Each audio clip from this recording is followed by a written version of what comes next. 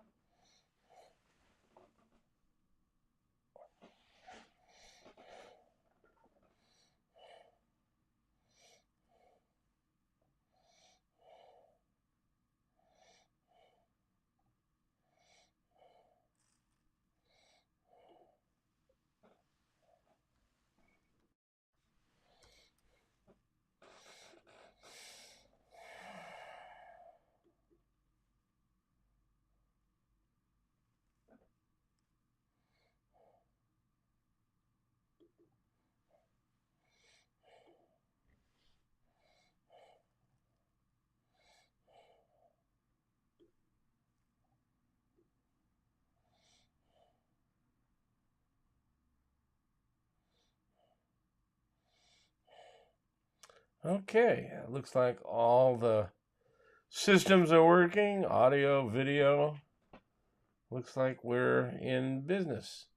And in about 2.5 minutes, we'll get this baby rolling.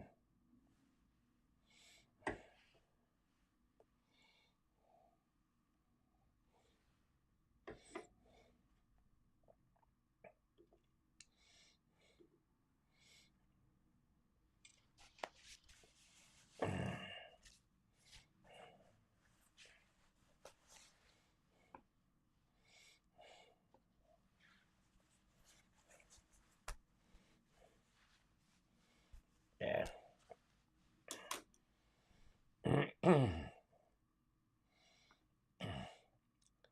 Hello, Melanie.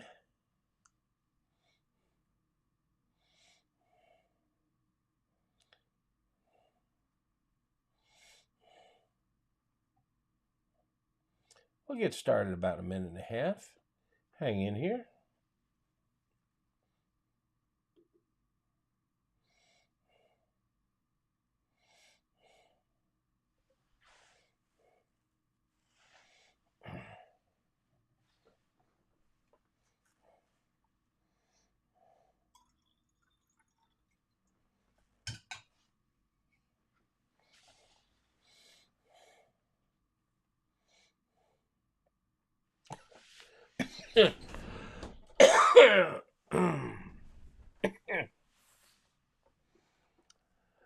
Pulled a muscle in my rib cage.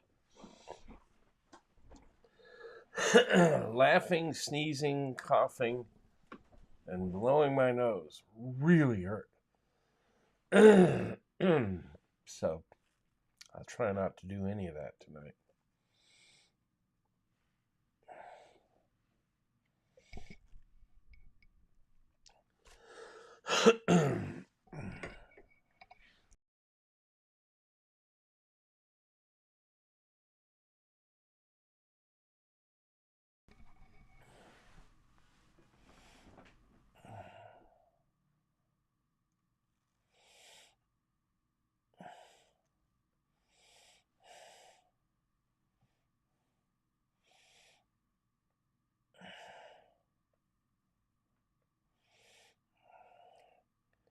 Okay, here we go.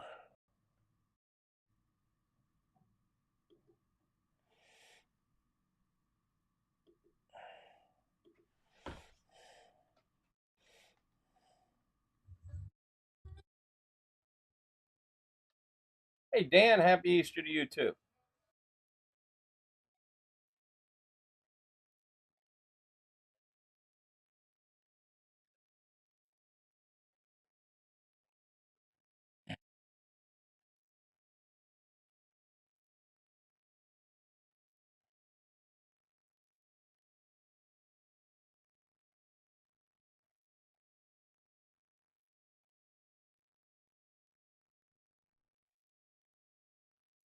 Hello, everybody, and good evening.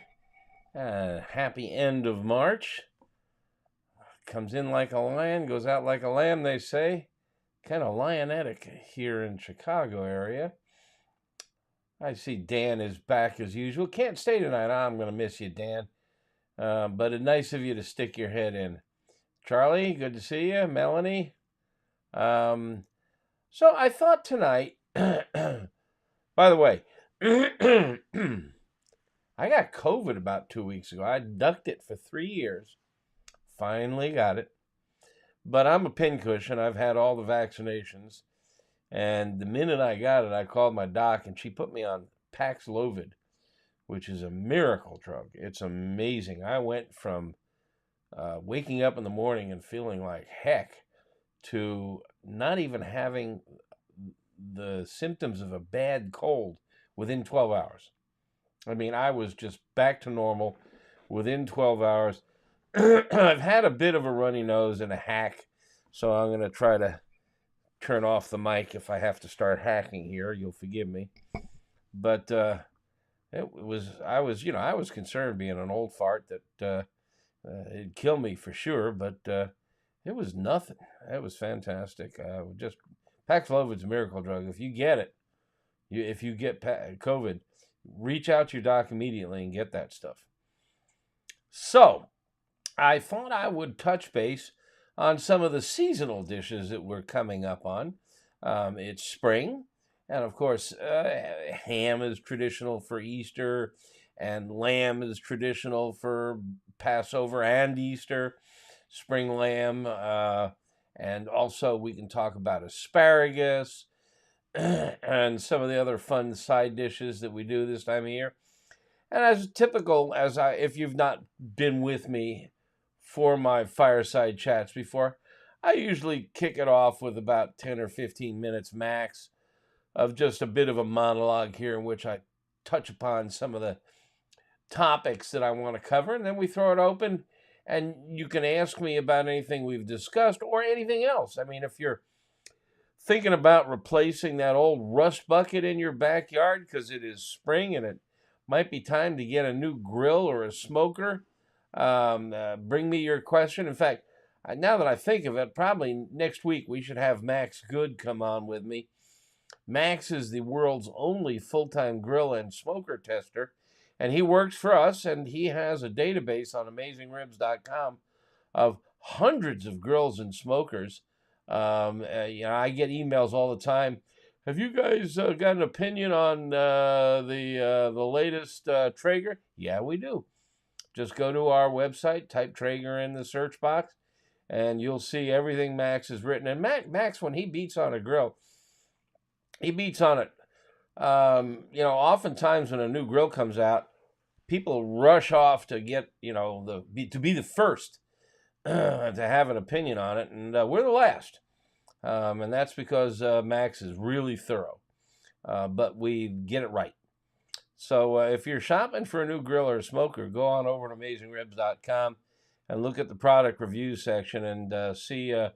You can search. You can filter your search by price, what kind of fuel, gas, charcoal, wood pellets, logs, whatever. It's really a powerful search opportunity. So I thought I'd start with Easter ham. I know Passover is coming a few days ahead of Easter, but I thought I'd touch on the Easter ham first, since that's really popular. And there's a couple of interesting tricks. Most of us, when we buy a ham, it's pre-cooked. If you look at it, it says all you have to do is warm it to 145 degrees. They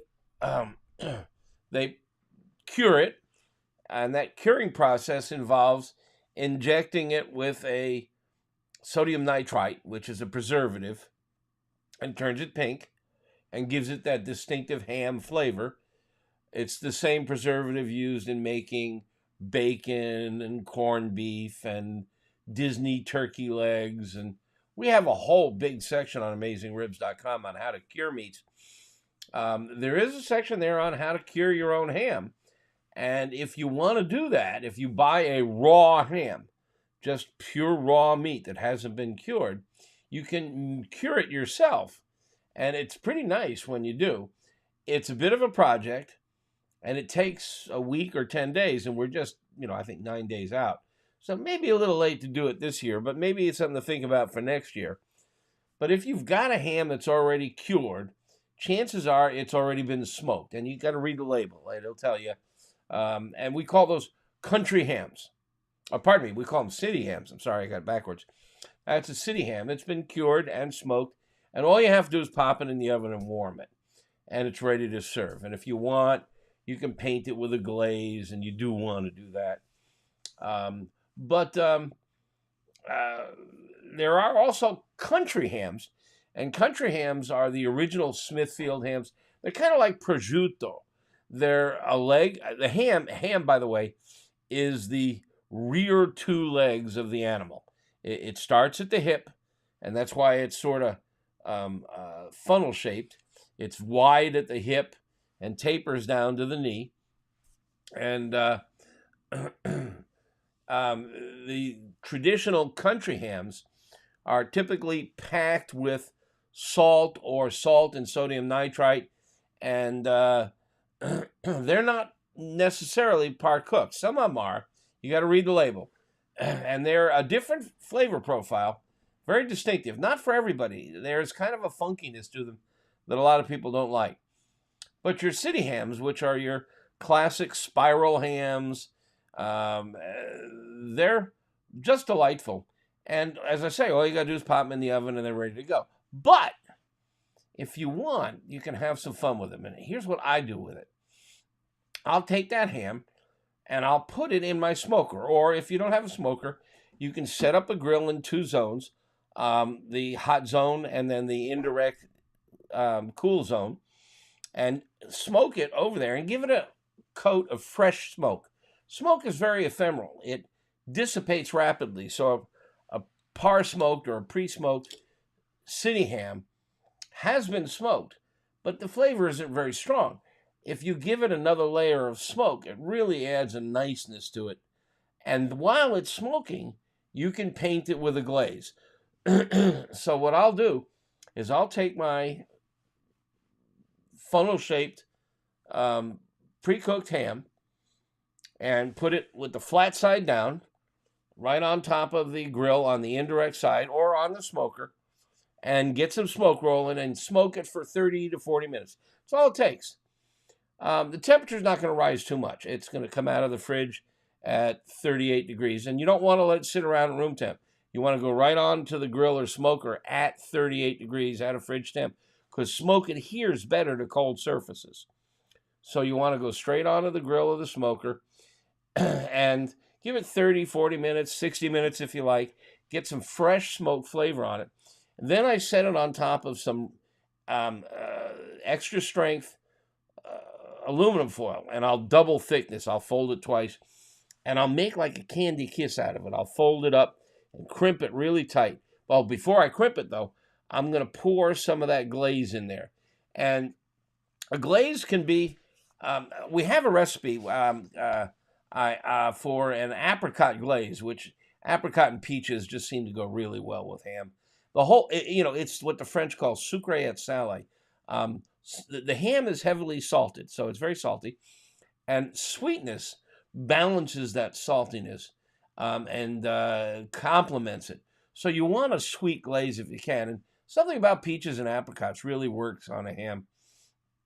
And so there's a recipe for an apricot glaze on our site, and it comes from Chris Lilly, the pitmaster at Big Bob Gibson's in Decatur, Alabama. This guy has won every competition under the sun. Has written a number of really good books, and it's a really nice glaze. But you can go your own way. You can buy the easiest and simplest is buy a jar of peach jam or peach jelly or apricot jam or apricot jelly, and cut it. Cut it with some apple juice. Um, cut it with some pork drippings from the last time you did a pork butt. Cut it with some chicken stock or beef stock or something, and just give it a light painting, a moisturizer, and now you crimp up the foil so you've got like this giant candy kiss. And now you put it back in the grill of the smoker around 225, and just you're going to warm it now. 145 is all you got to go to. It's pre-cooked, it's safe. And so you're going to warm it up to around 130, 135. You're going to open up that foil now, and you're going to take the glaze straight, uncut, and you're going to paint it so you get a nice layer of bright glaze. Oh, by the way, I forgot. I got to go back. If there's a skin on it, if it has the skin and then that thick layer of fat underneath it, get rid of that. Get rid of it. You can cut that off, and if you want, you can make cracklings out of that, which are fun. You can gnaw on those while you're watching the basketball game or something, and I have a recipe for how to do that. But your glaze is then going to sit on top of this skin and the fat, and nobody's going to eat that. You want to get the glaze on the meat. So you want to get your sharp knife out before you start cooking and get rid of all that skin and fat and get right down. Now that fat, a lot of people think that the fat on the surface of meat bastes the meat and adds richness and flavor. The meat is 75% water and the fat is oil. Oil and water don't mix. There's no way on this planet that fat is going to penetrate the meat. It just doesn't happen.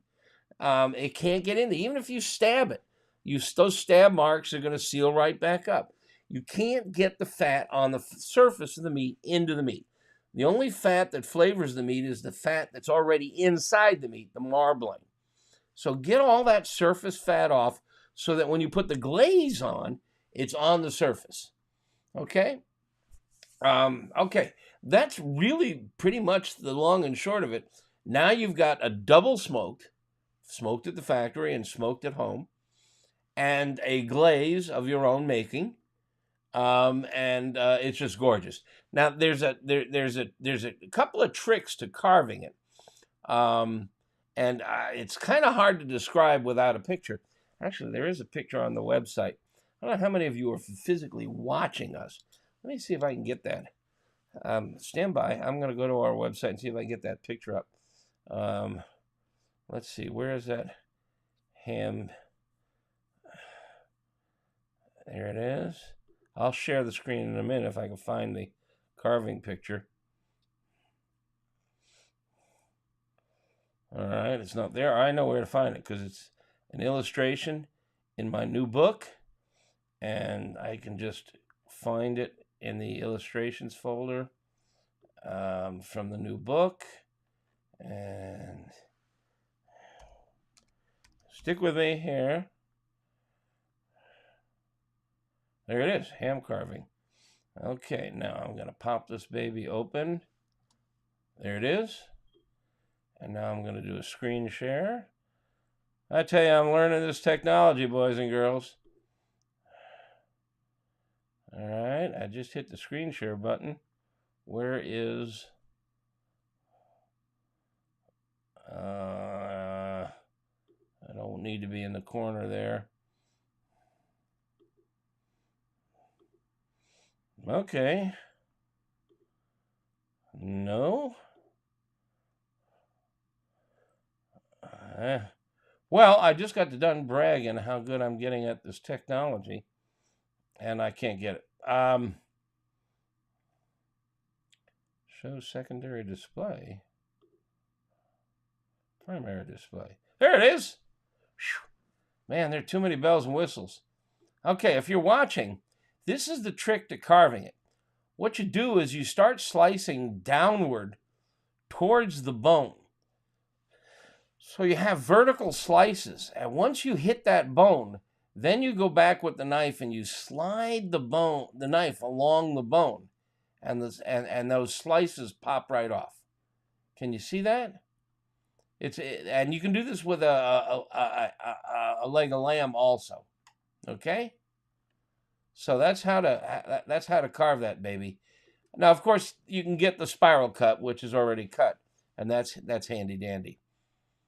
Okay, so that's kind of a good way to now. You can also get ham steaks, which are just, cross sections that are pre-cut. They usually have a little bone in the center, and if you're a Boy Scout, you remember taking those bones and sucking the marrow out and drying them out and making a tie clip out of those things. But those steaks are really quick and dirty. Again, they were already par cooked. All you got to do is grill them, and I like to hit them with a glaze, and I don't mess around. I'll just take a straight jam or a jelly right out of the fridge and hit them with that because they cook really fast. And that's a fun way, and no fuss, no muss. Just throw a bunch of ham steaks on the grill, and everybody's served. Just be careful, don't overcook them. Take them to 140, 145, and you're good to go. Okay, let's see if we got any questions on this, and then we'll dive into a little bit on lamb. Let's see. Well, Melanie, you know me by now. She's asking what the cocktail of choice is. I'm a wino. I don't know how many of you know this, but before I became a barbecue guy, I was the wine critic for the Washington Post and the Chicago Tribune, and I published a magazine about wine, and I've traveled the world of wine, and so I switched to solid food around the year 2000. This is a Honig Sauvignon Blanc. It's out of Washington State. And I really like Sauvignon Blancs. They're really crisp and tart and easy drinking. They're really better food wines and cocktails. But that's what I've got here. A little something to wet the whistle and keep me going. Oh my, really good question, Jordan Robinson. What's the difference between sea salt, violet salt, and Atlantic gray salt? Okay, first of all salt is sea salt. Now, that may seem weird, but let's start with the fact that all salt that you serve at the table originated in the oceans at one time or another. Now, many salt deposits were left behind on dry land, like in Syracuse, New York, and Utah, and there are mines underground that are just concentrated salt, but they're all dried up oceans. They're all were sea salt at one time or another. And what happens next is that they have to process it. Now, they'll wash it to get out impurities. They'll dry it. They'll grind it. The size of the grind is interesting.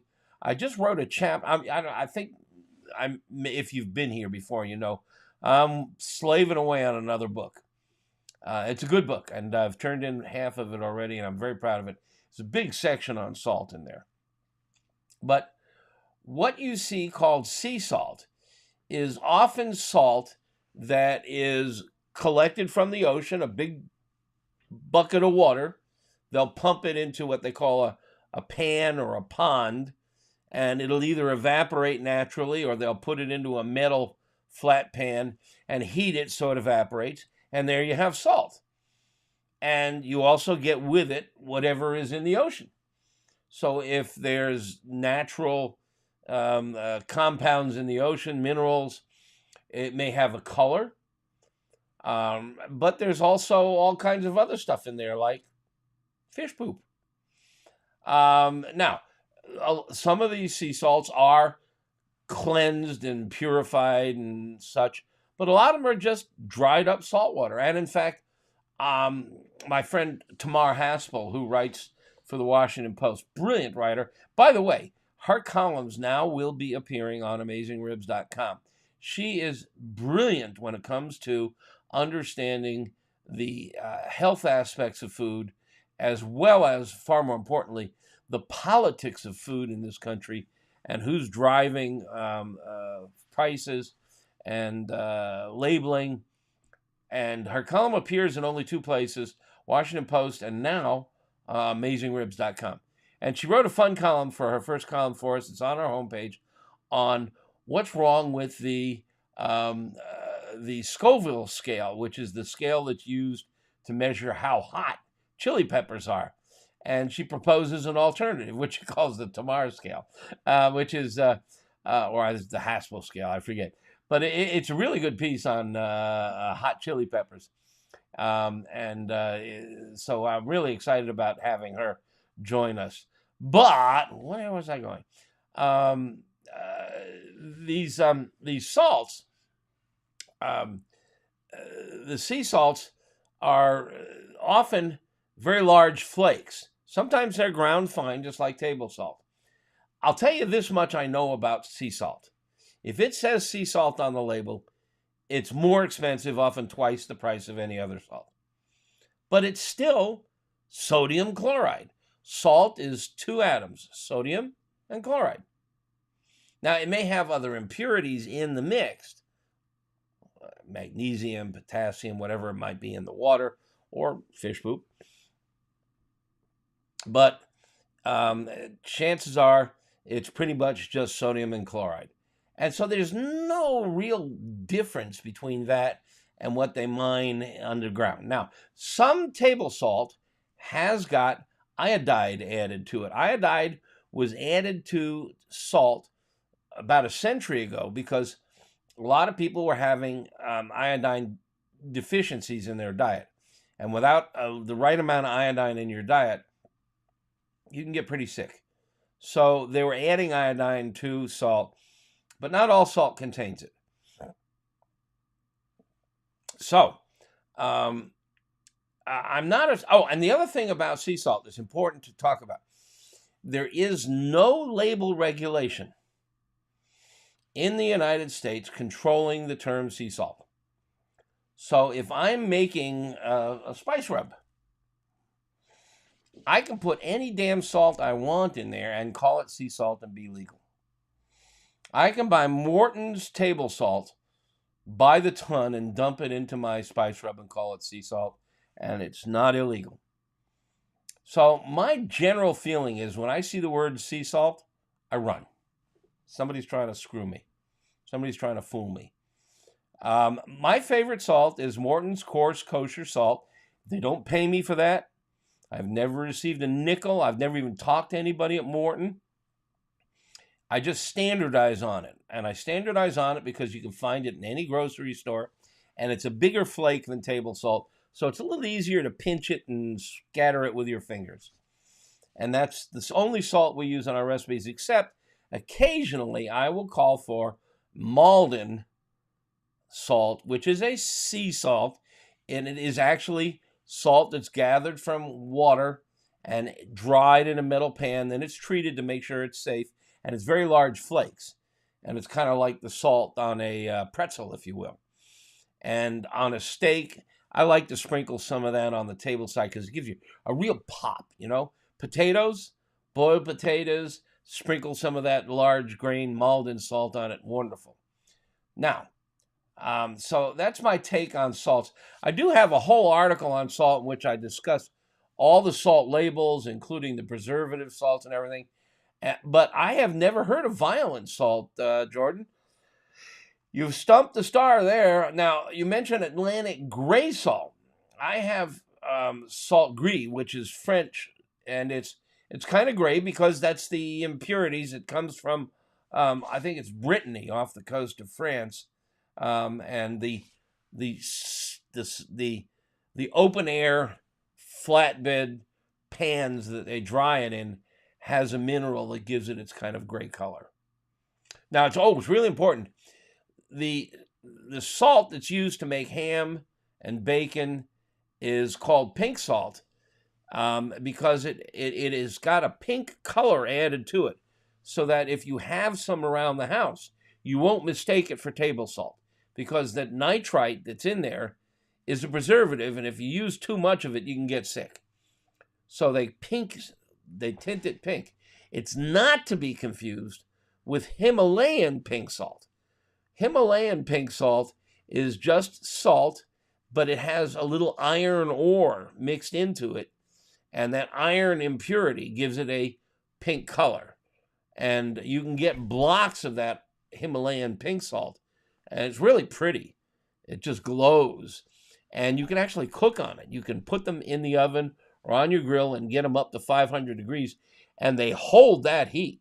So you can bring it to the table and put slices of meat or vegetables. It's kind of like shabu shabu or one of those communal table dining situations, and it's a lot of fun. And actually, it gives the food a little bit of a salinity. It's really quite nice.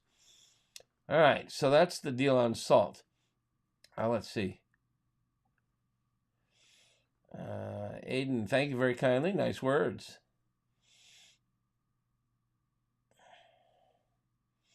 Oh, you're down in Mexico, and your family asks you for my rib recipe. That's very sweet. Very sweet. And Alex has made the Katz's pastrami recipe, and you got a point and a flat. Which is better? Okay. So he's asking which cut is better for making hash. Well, the difference between the point and the flat is primarily fat. For those of you not familiar with briskets, a beef brisket, that's the pectoral muscles. And they're a very tough cut because cattle don't have collarbones. So all that weight, more than half the animal's weight, is borne on those front legs. The head, the neck, the shoulders, all the way down to the midsection, all that, 2/3 of the weight of the animal is borne on the pectoral muscles. And there's two muscles, and they lay on top of each other at crossways. And if you remove those pectoral muscles, you get sort of a pear-shaped cut called a packer brisket. And the point muscle, the one that lays on top, is fattier. And the flat muscle, which lays underneath, is leaner. Now, the fat muscle is just really great for cutting into sandwiches, your corned beef sandwiches and stuff. But it's leaner. It doesn't have as much fat in there in the marbling. The point muscle has more fat, and therefore it's more succulent, it's more moist, and it's richer, and it's fattier. It's more caloric. I almost always grab for the point muscle when I can get it because it's better tasting.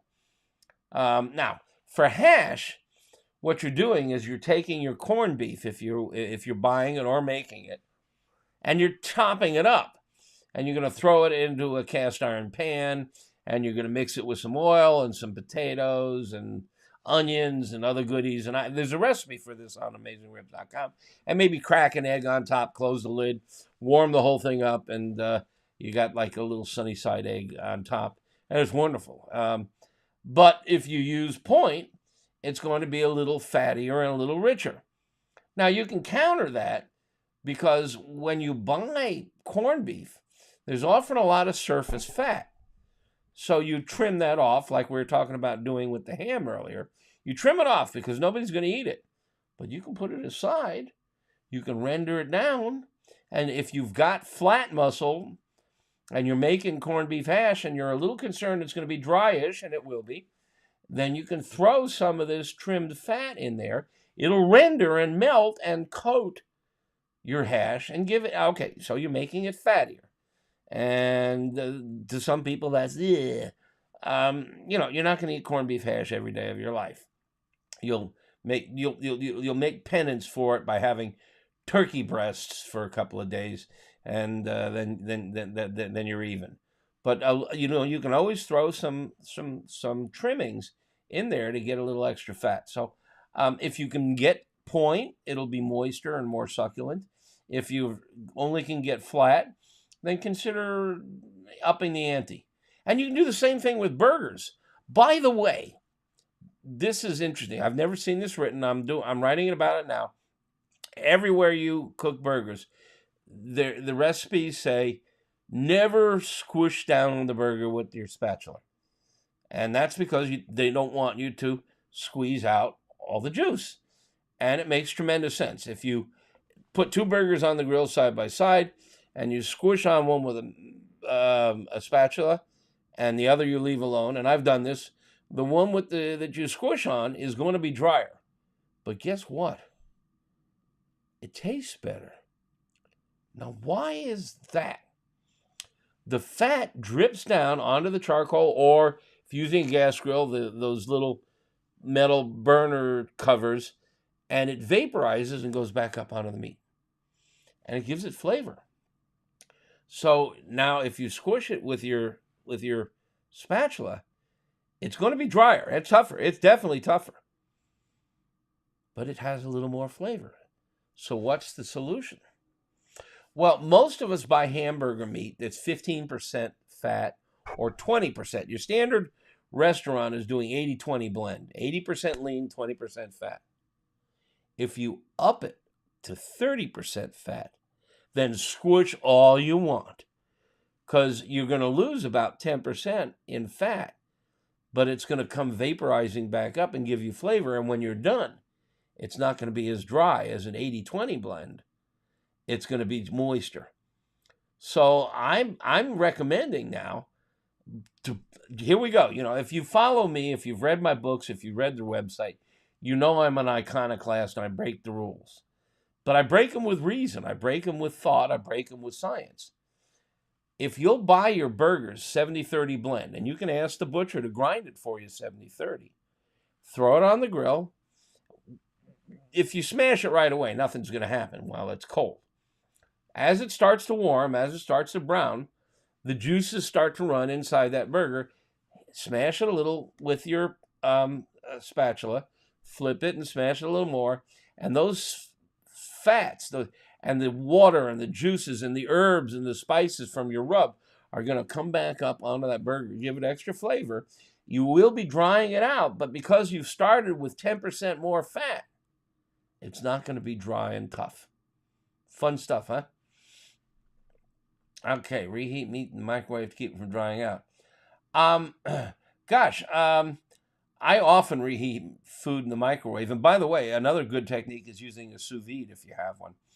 I don't have too much trouble. Now, I'll when I do brisket or corned beef or pastrami, what I'll do is I'll slice it and I'll lay it out on a plate so the slices are not stacked. And then I'll get my hand into a bowl of water and I'll splatter some water on it. So basically, I'm adding moisture. So I'm just moisturizing that meat. Rather than, I don't want to soak it in water, but I want to throw a little extra moisture and hit it in the microwave. And it goes so fast, it rarely dries out. Oh, he might have meant violet salt, says Melanie. He said violent salt. And I'm thinking, gosh, violent salt, it's going to attack me in my dreams. I mean, I have had meals where I had too much salt and I wake up in the middle of the night dying of thirst, haven't we all? But violet salt, I'm not familiar with violet salt, but I've seen a variety of salt colors, like pink salt from the Himalayas. There's a black salt from Hawaii, and it actually has carbon ground into it. There's a number of colors. So violet salt has probably got something either naturally coloring it or added to it. Sounds cool, though. But, I mean, the bottom line is that if you taste them all naked, if I lay out a salt tasting for you with 60 violet salt, pink salt, Himalayan pink salt, Malden salt, Sal Gris from France, Morton's kosher. If you taste them like you're doing a wine tasting, you can taste very subtle differences, but you can taste them. Now, you sprinkle them on a steak, no way in hell you can taste it. Now, I mentioned earlier I used to be a wine critic for the Washington Post.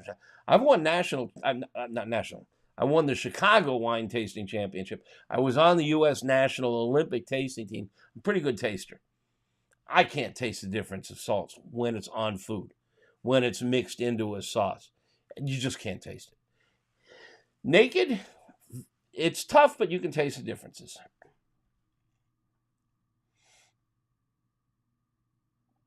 Ryan, what do you think? Weber currently says leave the bottom vents fully open and control the temperature using the exhaust vent.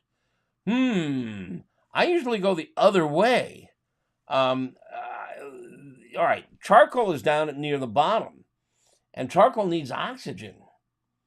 I mean, technically, charcoal is the fuel, oxygen is not, but I like to think of it as fuel also. So you've got two fuels, oxygen and charcoal.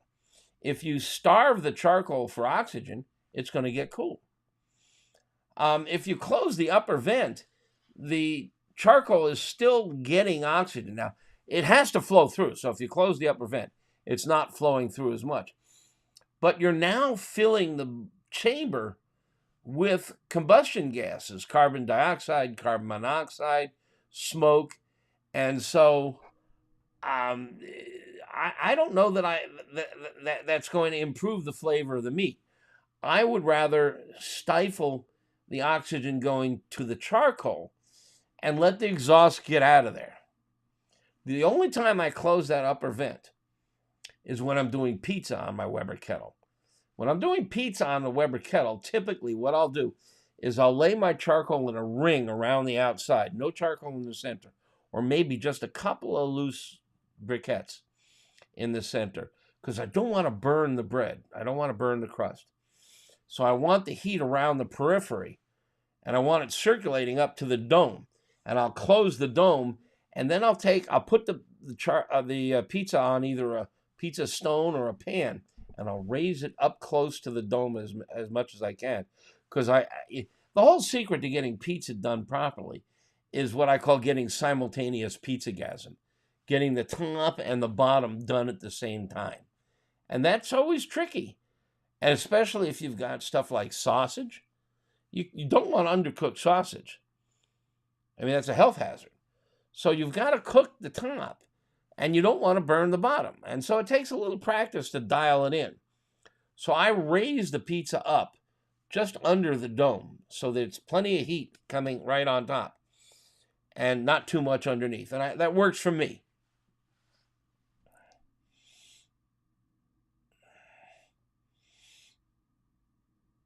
Aha.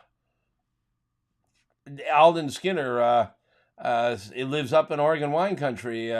Alden, I've had the pleasure of visiting up that way many times. I mean, I first made my visit to Oregon wine country in the 70s when there were only 2 or 3 or 4 winemakers getting started. I have been there several times since. Of course, we all now know it's a marvelous environment for Pinot Noir. I've had some excellent meals at the Joel Palmer House. It's just a lovely, lovely part of the world with some lovely wines. And you're very lucky. There's some great agriculture up there.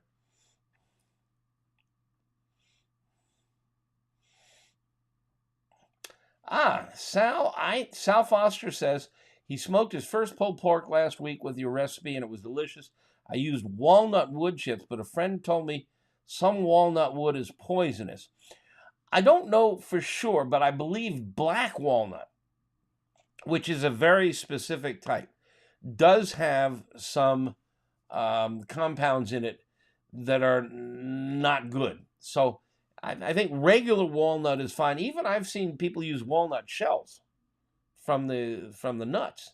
But I would stay away from black walnut. If you've ever had a black walnut, it's a little bigger than a golf ball, and it's wrapped in this layer of thick green, I don't know what you would call it, but if you peel it off, that's where the nut is. And then the nut is very pleasant underneath. But I believe I've heard that the wood itself may not be good for smoking. But I think regular walnut is fine. Black walnut you probably want to avoid.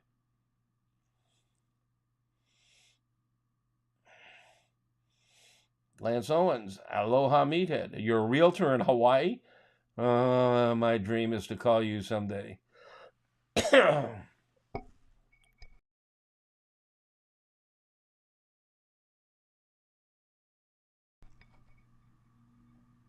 Huh. Melanie says she has a friend with an autistic teenager who will try unfamiliar foods with violet salt because he likes the color. Isn't that interesting? Isn't that interesting? Okay, well, I think we've kind of covered all the questions so far, unless I missed something. I wanted to talk a little bit about lamb, and then we'll continue taking questions as you can. I'm a lamb lover. You may have heard me say in the past, if you put me equidistance between a beef ribeye and a lamb rib steak, they both come from the rack of lamb or the rib chops. They're the same cut. You put me equidistant between the two of them, I'll die of starvation trying to decide which one to eat first. And I know there's a lot of people out there who go, ew, lamb, I never like it. And I think it's partially because they've never had it properly cooked. There are several muscles on the animal that are really tasty, but the best are the loin chops, which are little tiny T-bones. So they have a strip steak on one side and essentially a piece of filet mignon on the other side, but they're really tiny. They're smaller than your fist. They cook really fast, and they're just gorgeous. And you never want to cook them past medium rare. Maybe medium. Maybe take it to 135, 140, get a little pink. But don't take it to tan. Don't take it to brown. And that's where a lot of people have gone wrong. Mom always cooked it to tan, or she stewed it or something. And then the other thing is you want lamb, not sheep. Mature sheep have a distinctly different flavor. It can be gamey. Lamb is not. Lamb is very rich, almost beefy. It definitely is not beef. You'll know that when you taste it, but it's just got marvelous flavor. The other cut that is absolutely stunning is the rack of lamb, which is the same cut as a beef ribeye. And a rack of lamb, you can buy it. It's maybe 8-10 inches long, and it has 8 bones in it. And these are rib bones. So it's got 8 curved rib bones. And you can cook the whole rack. Cook it to medium rare to medium, no more than 140. A lot of people like to put down a mustard and garlic and rosemary and breadcrumb crust on it or something. If you want, you can do that. I have a marinade that I like. I call it sheep dip. Basically it's equal parts red wine vinegar, balsamic vinegar, and olive oil with lots of ground rosemary and garlic. And you marinate in it for maybe 15, 20, 30 minutes at the most. And grill. The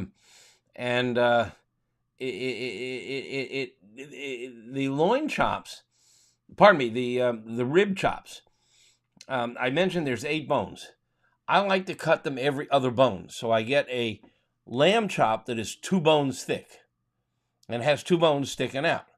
And that means it's going to be about 1.5 inches to 2 inches thick. And that's perfect. That's gorgeous. You can grill that up beautifully and get a nice dark crust on it. Still keep it pink or rosy in the center. And what I often will do is I'll snap one bone off. So now it's a lollipop with a single handle. They're just marvelous. But often if you're feeding a big crowd, you're going to get a leg of lamb. Now, a leg of lamb is just like a ham. It's that funnel shape. It's wider at the hip and narrow at the knee. Now, it's not as wide at the hip as a ham. A pig is fatter at the waist than a lamb is, but it's still got that slight funnel shape. And you can cook it bone in. Now, the problem you face there, if you cook it bone in, is that the narrower section down by the knee is going to overcook while you cook the upper portion to perfect medium or medium rare. And that may work because there may be somebody there who wants it more overcooked than undercooked. But if you want to get it evenly cooked, what you need to do is remove the bone. And that is one stinking pain in the neck. There's a bone in there called the H bone, AITCH. And it's like the pelvis. And carving around that thing, I'll tell you, I've boned out many legs of lamb. and it takes me 30 minutes to bone it. Now, you can get a butcher to do it, and he can get it done in 5 minutes. But if you bone it out, now you have a flap of meat that's maybe 18 inches by 18 inches or more, and it's pretty much even thickness throughout. So you've got this big flap of flat meat. One side is smooth. The exterior of the leg is smooth. The interior, where it's been removed from the bone, can be jagged with hills and valleys, and that's kind of nice because when you grill it, you get some crispy bits. And what I like to do is you bone it out and you season it, and I'll put something like a pesto on the inside side, the hills and valley side where the bone used to be, or I've made a paste out of prunes and red wine, Zinfandel, prunes and Zinfandel, and pine nuts and some herbs, and slather that all over it. And now you can fold it back up and grill it, or you can just leave it flat out and grill both sides. Marvelous, just marvelous. Again, take it off around 1:30 or so, and you slice it, and it's really just a lovely piece of meat. But for the quintessential experience of lamb, go for the loin chops, which are little T-bones, or get a rack and cut it into 4 2-bone steaks and grill them up that way. Okay, let's see if there's any new questions.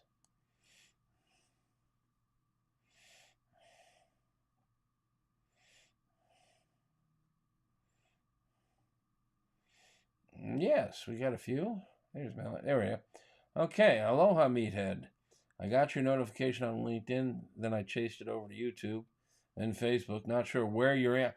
Oh, I'm answering questions on all. I use a software program called Ecamm Live, and I'm seeing your Lance. I see you are on Facebook, and and I see you also were on YouTube. I have 2 questions from you, Lance, one on Facebook and one on YouTube. So I'm seeing questions coming in from all angles. Don't worry about it.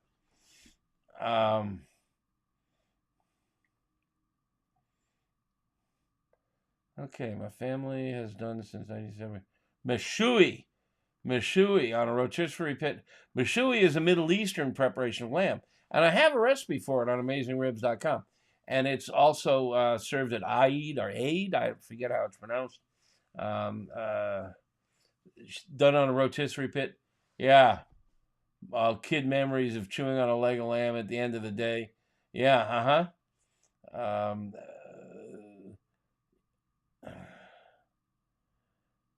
Lance, you don't have to chase me anymore. I just found your question from YouTube.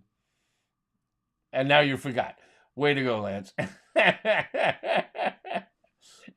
I don't think I get questions from LinkedIn. I don't know why. And I may also be live on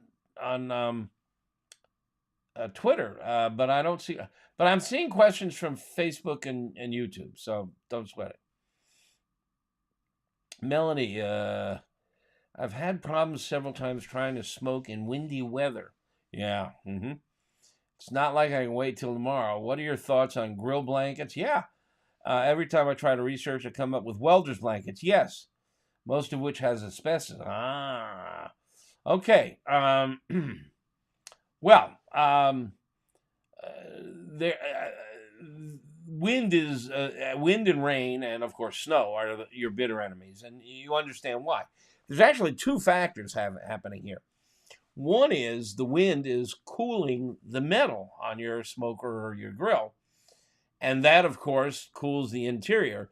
So you end up on windy days. You compensate by adding more fuel. You've got to add more charcoal or logs, whatever you're cooking with. So you've got to add more fuel. And you can overcome that by just keeping up more fuel, get the fire hotter. The other thing that's interesting, though, is, remember I said you essentially got 2 fuels. You've got the charcoal or the wood and oxygen. The air that's coming in to feed the fuel is colder. So it takes more fuel to warm that air. And so you've just got to amp up the fuel. So that's where I would start. Now, I have an article on AmazingRibs.com on cold weather grilling and smoking. So if you just go to the search box and type in cold weather, it'll probably find it for you. And there are several kinds of blankets recommended, including the welder's blanket. I didn't know there was asbestos in it, but I don't think it's getting into the food. But the other thing is there's some pictures of the people who have built like little phone booths for their for their grills and smokers. Basically, they put up a protector. And I've seen some very smart ones that fold, just a sheet of plywood with some hinges and a couple of more sheets of plywood. And they just put that up to be wind blocks. Others have moved it from one side of the house to the other to protect against wind. There may be several ways to skin this cat. Go look on AmazingRibs.com for the cold weather cooking article. And let me see if I can find the keyword that finds it for you. We just installed a new search tool from Google, and it's working much better.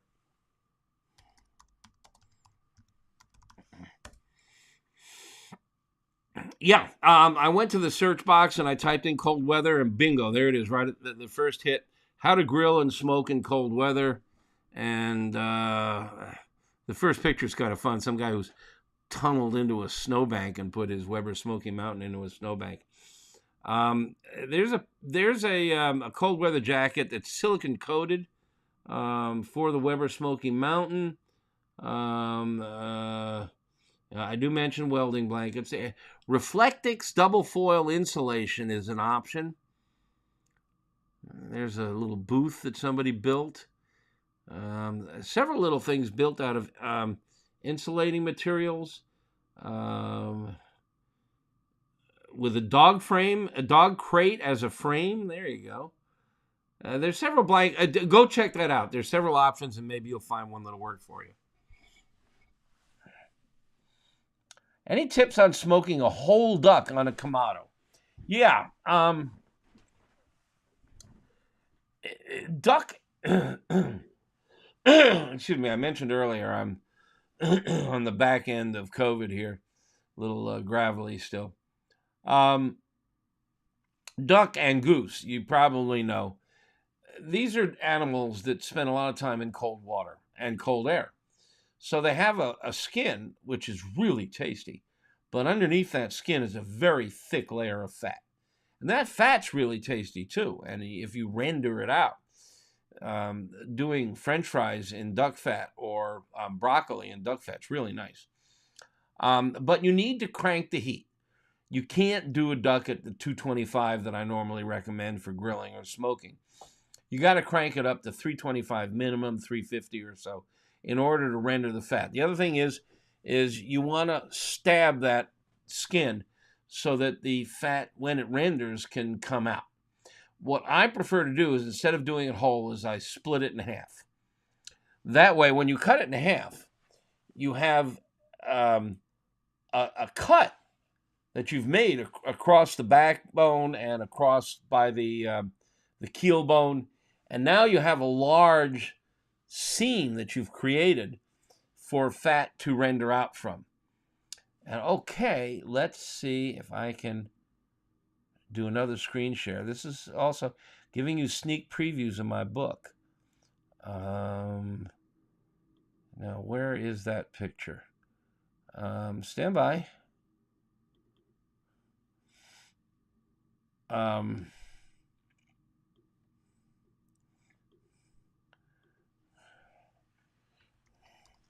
Show you my technique for it.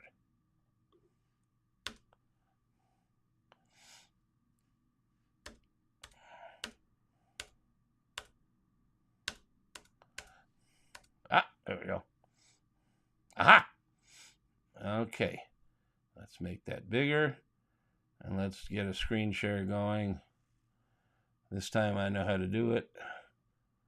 Screen share. Okay, now let me see if I can make that bigger. Whoa. Stick with me. That didn't work.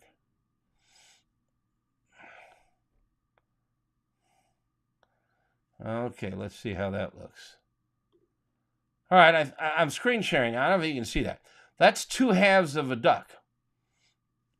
Get rid of this scroll across the bottom here. Done enough advertising for the night. Okay, I got 2 duck halves, and underneath them is a regular 9x13 baking pan. And in that baking pan are some potatoes and some grapes, some olives, and other goodies. And so I start out by putting a very small layer of oil and water in there. And as it cooks, the water evaporates, the fat renders from the duck, drips into the pan. And the potatoes and the rest of the stuff fry. And watch this. I'm going to scroll down. These are from the book Meathead Method, which will be out this time next year. And look at those potatoes. Those are the potatoes cooked underneath the duck in that pan, in the duck fat. Oh, are those gorgeous? I tell you, those look better than the duck. Cool technique. And you can do that for rotisserie also. You put a pan underneath whatever you're cooking. Catch those drippings. Throw Brussels sprouts in there, root vegetables, carrots, whatever. Potatoes, of course, onion, and let the... now, start with a little water. You put a layer of water in there so it steams and it simmers, and it cooks it through. The water evaporates, and then it fries. And it's a technique I call the pot sticker technique, because that's basically how they make Chinese pot stickers. Chinese pot stickers, you get these round discs. You put the ground pork stuffing in the center. Then you fold the disc over so you have these little half moons, and you crimp them in the edges. And then you throw them into a pan with a thin layer of oil. And then another layer of water on top of that. You get the heat underneath going, and you put the lid on. And so it steams and simmers until all the water boils off, and then it fries. And so it fries on the underside, so you have this fried, crunchy, chewy underside and this tender, soft upper side, and that's how they make pot stickers. Same concept, pot sticker technique, used here for duck. Make sense? Now, on a Kamado, I mean, it's always a little tricky working with a Kamado, but you can do this.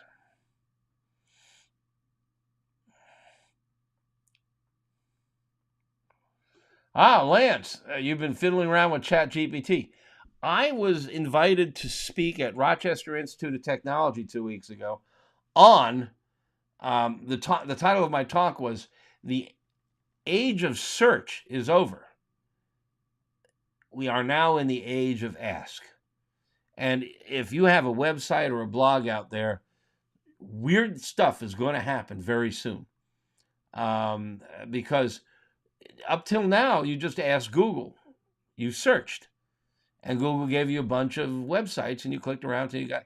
Now you're going to go to ChatGPT, which is on Bing, and I'm also testing Bard, which is Google's large language model, and you're just going to ask it a question. I wouldn't go cooking any recipes that it gives you. I mean, rule number 1, don't take recipes from the web, unless they're from somebody who tests them. I'm looking towards my deck now. I have, in one corner, I have an electric smoker. Next to it, I have a pellet smoker. Next to it, I have a big green egg. Next to it, I have a gas grill, a massive gas grill. On the other side, I have a Weber kettle. Down below, I have a Hasty Bake charcoal grill, which is amazing, and a Karubaku, which is a log burning smoker. And I gave away my Lang 36 because the Karubaku is better. And what else have I got? And then I got a bunch of small grills. I got a bunch of small parts. So I got one of everything. And I test a recipe on multiple grills. I mean, I rarely hear somebody say, I did a recipe from your website. It didn't work. And if they do, I ask them, and it's, well, I switched the white sugar for brown sugar. That kind of stuff. Well, okay, there's a difference.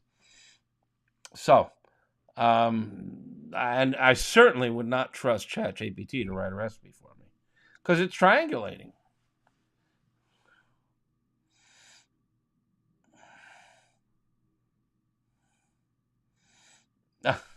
Melanie. Yeah, well, you got kids. It's your own damn fault. No, I'm sorry. I didn't mean to say that. Yeah, kids. Oh, they're 26 to 36. That's worse. Hey, listen. Yeah, I know exactly what's happening. You go out there and start cooking, and they come out and they say, "Don't you think it's time to flip those burgers?" Yeah. That's your fault, kid. Oh well. I'm sure you love the death out of them, and they love you too. But they're going to tell you how to do everything. Yeah, I mean the silicon is a great idea, and well, I don't know about I did not know there was asbestos in welding blankets. Maybe there's some that aren't.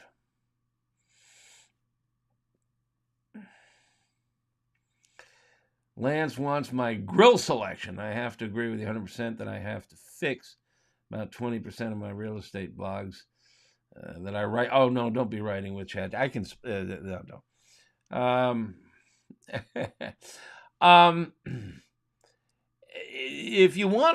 If you're shopping for a grill, we have a search engine on them. Max has tested maybe 500 grills over the years. I mean, he's been with me 10 years. And he is very meticulous about them. And the database is very helpful. I mean, you can filter, you can choose by price, you can choose by, go there, start there, and narrow your choices down. And if you don't come up with an obvious choice, post a question. Max will see it, and he will hold your hand.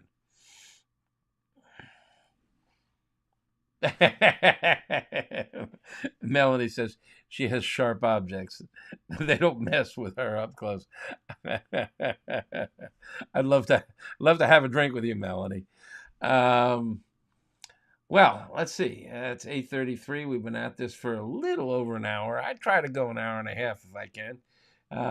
Keep them coming, folks. Otherwise, we'll wrap up and call it a night. We do have a number of seasonal recipes on our homepage, linked to our homepage for Easter dinner, for Passover. My chorosis recipe and my latkes recipe. The latkes recipes, latkes are potato pancakes. They're ceremonial for Hanukkah and Passover, but they're absolutely marvelous. I think one of the best ways to cook potatoes, maybe even better than those duck fat ones. I've never done them in duck fat. They're typically done in olive oil for ceremonial purposes, but they get really crispy on the edges and creamy in the center. It's shredded potato, and you make a pancake out of it. But the secret is you have to get a lot of the water out of them. And if you've ever made potato pancakes, I always tell you that after you shred the potatoes, put them in a kitchen towel or a cheesecloth and twist it and squeeze, and it's just a pain. And I came up with a better technique. A potato ricer. If it looks, if you don't have one, it looks like a giant garlic press. It's hinged and it's got holes in it, big holes. And you put the shredded potatoes in the potato ricer and you smash. And they don't push through the holes. They're still raw. They're too solid. They're too woody to push through the holes. So when you smash, a lot of the water comes out, which means they're going to fry up better. So that's my secret trick. Also, there's some baking soda involved, which makes them a little fluffier. But if you want to try some great potato pancakes, They're called latkes, Latkes. That's the Hebrew name for it, or Yiddish name. They're fabulous. But it's a traditional, more Hanukkah than Passover. But the recipe's on the homepage. Also, Harosis, which is an applesauce, essentially. It's minced apples with cinnamon and raisins, and it's done differently depending on what part of Europe your tribe comes from. Some people use prunes, some people use dates, but my Harosis recipe is pretty good. And then for what else is on that there? Let's see. For Easter, asparagus. Asparagus is coming in season now. In fact, my wife brought home some the other day. They were pencil thick. You want to always chop off the bottom inch or so. It's almost always going to be woody. If they're very thick, you might want to get a potato peeler and scrape off the outer layer if it's really woody. But there's a myth that the thick ones are not as good as the thin ones, and they're just as good. It's just that there's often this woody skin on the outside, and if you get rid of that, they're just as sweet and succulent. So if you can only get fat ones, and that's what you get end of season, which is still a month or two away, don't sweat it. Just peel some of that woodiness off. Make sure you chop off the bottom inch, and then I just tossed them in a thin layer of oil. Give them some seasoning. I've been using my poultry seasoning and sprinkle that on it. And then you want to be careful because the tips will burn, and that's sometimes good. So you want to, if you grill them, sometimes I'll let the tips hang over the edge of the grill. Sometimes I'll bring them in and let them crisp and get burny. You got to fiddle with them. Just watch the tips. And you can serve them at room temp. So I throw them on before the meats. I'll throw them on. I'll grill them up. I'll bring them in. I'll drizzle some balsamic on them. I'll shred some Parmigiano Reggiano on top.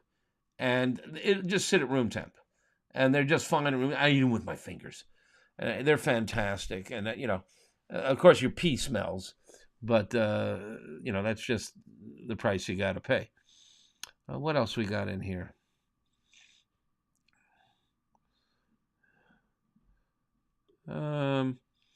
Well, if you want to do sheep instead of lamb, there's a recipe here for Western Kentucky is famous for its the Moonlight Grill, especially for its sheep. They do shoulder and leg, and they treat it like pork butt.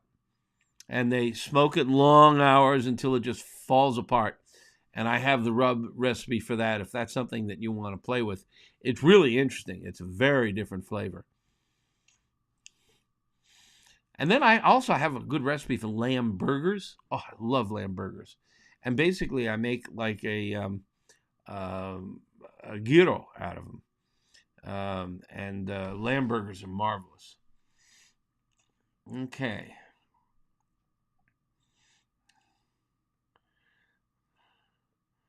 Oh, thank you, Melanie.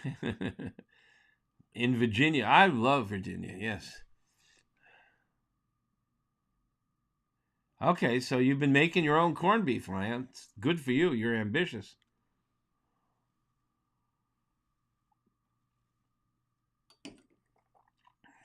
Lemongrass mint balsamic, says Melanie. Ooh, lemongrass is fun. That's an interesting concept. Okay, what else we got here? I think I've just kind of exhausted. Here's something. I'm not a big fan of kebabs. You get these, especially these little bamboo sticks, and you put meat and vegetables and stuff on them. And when you cook them, the vegetables all burn before the meat's cooked. And the meat chunks are so small that by the time you get a crispy, dark exterior, they're well done in the center. And then if you go to turn them, they just spin. So Then you have to go 2 of these bamboo sticks so they don't spin. And then you got to take the vegetables off and cook them on their own skewers. And you still face the problem of the chunks are too small. And I've just given up on it. What I'll now do is I'll get a leg of lamb, and because it's got a bunch of muscles, it's analogous to a pork shoulder. You just got all these knots of muscles and everything there. And I'll get a leg of lamb, and I'll just cut it into chunks, and I'll try to make the chunks about 2 inches. And then I just throw them on the grill and roll them around. And at 2 inches, I can get the outsides good and brown and crispy and still have pink centers. And that's much better. And then I can treat each one individually. If one's a little smaller, it's cooking faster. I can move it to a cooler portion of the grill, or I can take it off. I can, you got to stand there and you're doing a lot of manual control, but I can get this, everybody cooked perfectly. And the veggies, I just put them on a grill topper, roll them around, and then you make the rice and everything on the side. So for me, I've just given up on skewers. Don't do them anymore. But I do have a recipe for leg of lamb mashui style. Somebody mentioned that earlier. It's a nice recipe, and it's done that way. There's a recipe here for lamb merguez sausage. They're really tasty. And Clint has done lamb ribs, and I've never done them. I've eaten them, and but Clint's recipe, it looks really good. Okay, Barn. Question about wood for smoking. I wanted to use some branches from a crabapple tree in the backyard. I think it's with lichens on it. I'd steer away. They're going to burn. I don't know what's in them.